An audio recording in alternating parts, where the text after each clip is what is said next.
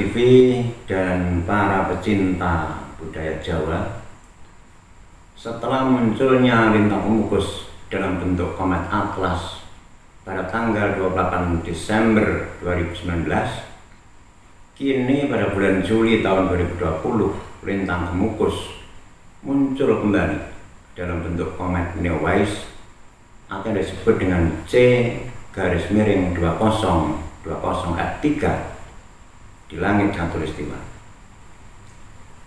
Komet ini dapat dilihat sejak tanggal 21 sampai dengan 25 Juli pada minggu ini. Adapun bagi masyarakat Jawa Timur yang ingin menyaksikan objek pandang dengan sinar yang paling cemerlang, dapat melakukan pengamatan di Batu Kosek, Kecamatan Gempol, Pasuruan, yakni pada pukul 18.16 sampai dengan 18.35 di saat menjelang malam. Oleh orang Jawa, kemunculan lintang pemukus dianggap sebagai sebuah misteri yang penuh teka-teki dan tanda tanya. Peristiwa apa lagi yang akan mungkin terjadi di negeri ini? Untuk mengungkap misteri, teka-teki, dan menjawab pertanyaan tersebut, mari kita ikuti penjelasannya melalui serial misteri lintang pemukus sebagai penanda bencana. Namun jangan lupa di subscribe, like, and share, dan tulis komentar agar kita dapat menyajikan konten-konten yang lebih baik untuk tayangan berikutnya.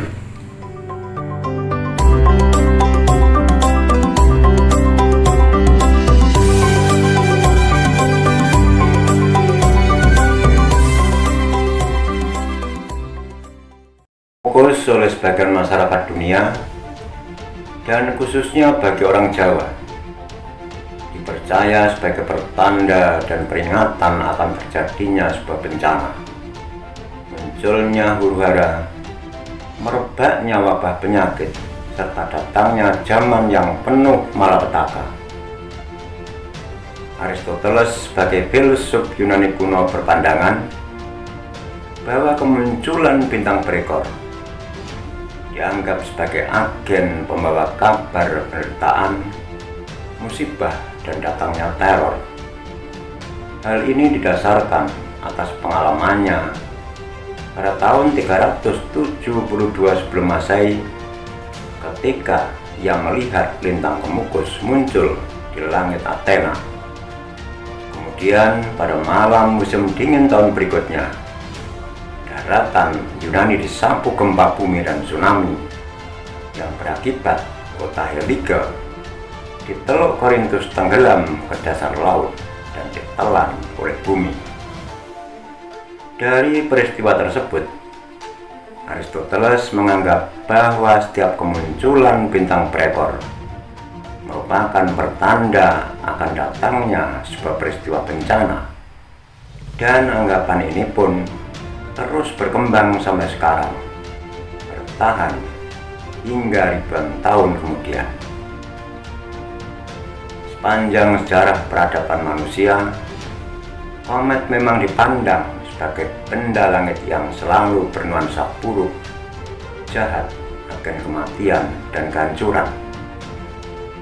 Berdasarkan tulisan berbahasa Jawa oleh Raden Masudiwigno dalam bukunya Sejarah Kutha Solo, beliau menjelaskan bahwa jenis bencana yang akan terjadi tergantung dari arah mana munculnya lintang pemukus, terkecuali jika planet itu muncul dari arah barat tepat, artinya bukan barat laut atau barat daya. Jika kemunculannya berada di arah barat tepat, justru akan mendatangkan kesejahteraan pada masyarakat. Jenis-jenis bencana menurut beliau berkisar pada perihal tentang meninggal dan lengsernya seorang raja atau penguasa, krisis ekonomi dan krisis pangan, bencana alam, serta pakebluk atau wabah.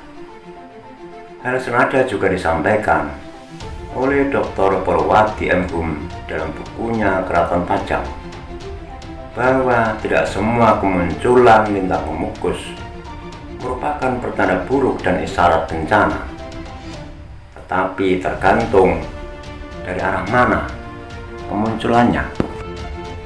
Setelah kita kaji lebih dalam tentang peristiwa pagebluk lintang kemukus pada zaman Majapahit, rupanya bukan hanya sekedar mitos dan dongeng belaka. Berdasarkan catatan sejarah antariksa, komet 1471 Y1 pernah muncul pada bulan Desember tahun 1471 sampai dengan akhir Januari Biskara C1. Kemudian pada tanggal 22 sampai dengan 23 Mei, sehari setelah menghilangnya komet itu, terjadi bencana Gunung Kelut meletus. Konon ledakannya terdengar sampai di Pekalongan dan hujan abunya sampai ke Bogor.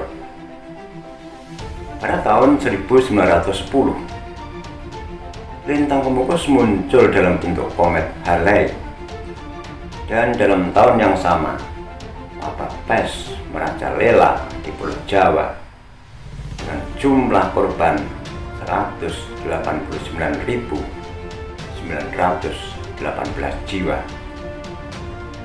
Pada bulan Desember 1927, lintang kemukus muncul dalam bentuk komet Sajakrat Marstanice, bersamaan waktunya dengan meletusnya Gunung Merapi yang menghancurkan 13 desa dengan jumlah korban 14.000 jiwa.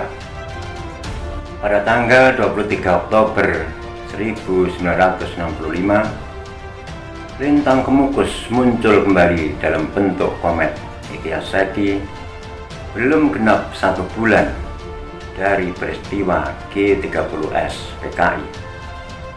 6 bulan berikutnya, Gunung Kelut meletus dan wilayah Malang diguncang gempa bumi. Dalam kurun waktu 1 tahun, sampai dengan tahun 1966, terjadi pembantaian massal dengan jumlah korban antara 450.000 sampai 500.000 jiwa. Tanggal 12 Maret 1967, Bung Karno dilengsarkan. Jenderal Soeharto diangkat sebagai presiden, lalu lahir Orde Baru dan dimulainya zaman pembangunan.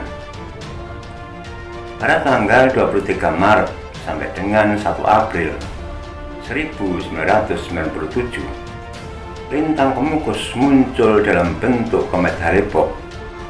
4 bulan kemudian, pada bulan Agustus, Indonesia dilanda krisis moneter dan musim kemarau panjang. Tahun 1998 terjadi kerusuhan di Medan, Jakarta, dan Solo, lalu meluas ke seluruh Indonesia. Pada tanggal 21 Mei 1998, Presiden Soeharto lengser, digantikan oleh Habibie, dan lahirnya zaman reformasi. Pada tanggal 28 Desember 2019, lintang kemukus muncul dalam bentuk komet Atlas. Waktunya bersamaan dengan merebaknya COVID-19. 3 Maret 2020 diumumkan kasus COVID-19 pertama di Depok dan terus meluas ke seluruh Indonesia. Sampai saat ini, wabah masih merajalela, yang terinfeksi dan meninggal terus bertambah, sedangkan korban terbanyak ada di Pulau Jawa. Para pemirsa Jarjo TV dan pemerhati budaya Jawa, pada tahun ini 2020, lintang kemukus muncul kembali dalam bentuk komet Neowise, singkatan dari Near Earth Object Wide Infrared Survey Explorer atau C2020F3. Komet ini muncul di arah barat laut dan sedang melintas di atas langit Nusantara. Apakah kemunculan bintang Kemukus tahun ini juga merupakan pertanda datangnya lagi bencana baru? Entahlah, hanya Tuhan yang Maha Tahu.